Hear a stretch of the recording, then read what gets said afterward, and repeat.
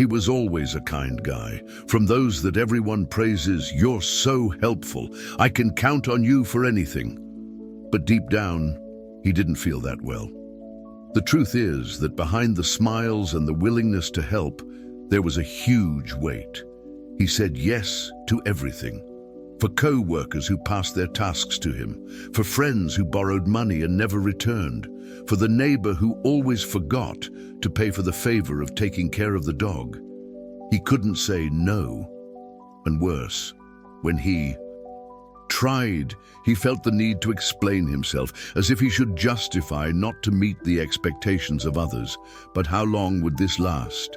The problem is that the more he gave in, the less people respected him. He saw himself stuck in a cycle where everyone pleased but himself, until one day, exhausted and frustrated, he realized that he needed to change. But how? Who could teach you how to break free from this invisible arrest? It was then that he remembered someone. Over time, he began to perceive a disturbing pattern. The more he said yes, the less people seemed to respect him. At work, a colleague smiled and asked, "Dude, can you make this report to me? I'm jammed today." He wanted to say no, but the idea of looking rudely made him give in. He spent the night ending a job that was not his own, while his colleague left early to relax. In the neighborhood, a similar request. "Can you take care of my dog this weekend?" It's quick, but the quick was repeated every week. The neighbor never offered a payment or even a sincere thanks. And with friends was even worse. One of them, always with the same conversation, "Lend me a money. At the end of the month I return you without fault." But the end of the month was coming, and the only thing that came back was a new loan request. At first he thought he was being generous, but over time he realized that this was not kindness. It was fear. Fear of disappointing others. Fear of being seen as selfish. Fear of losing friendships. And what did he earn in return? Tiredness, frustration, the feeling that it was just a resource for others, not a person with their own desires and limits. That night, looking at the ceiling of the room, exhausted, he asked himself a question that had never had the courage to face. If I disappeared tomorrow, how many of these people would really miss? It was at this moment that he realized something needed to change. And it was then that he remembered someone who could help him. The next morning, as he walked the streets of the neighborhood, he felt the weight of the sleepless night. For the first time, he realized that it was not just physical tiredness, it was a mental wear. It was then that his eyes found an old house with a well-kept garden and a rocking chair on the porch. There, sitting quietly, was the old lord of the neighborhood. Everyone said he was wise, who had already lived everything. And for the first time he thought, what if I asked advice? Taking courage, approached and greeted, "Good morning, sir.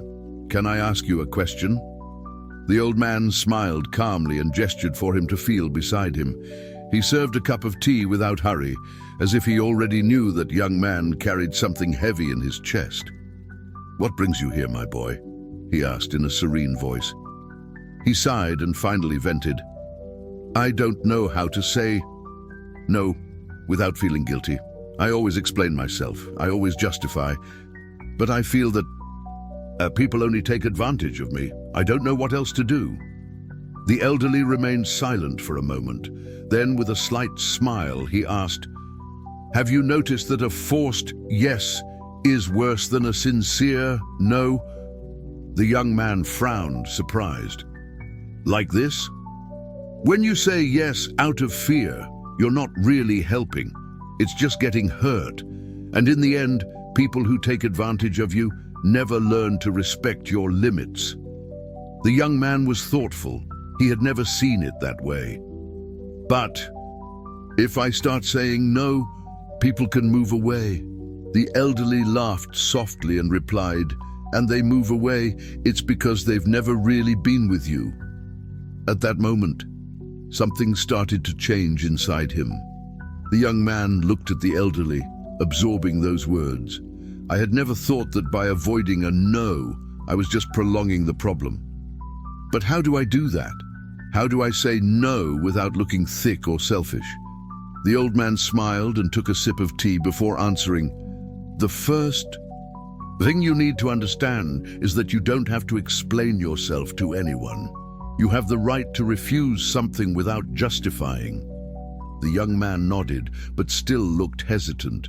The elderly realized and continued, you don't have to make up excuses or feel guilty. Just be clear and direct. Here, try saying these phrases aloud. No thanks. I can't right now. It doesn't work for me. I prefer not to do that now. The young man repeated the sentences, but still felt a discomfort.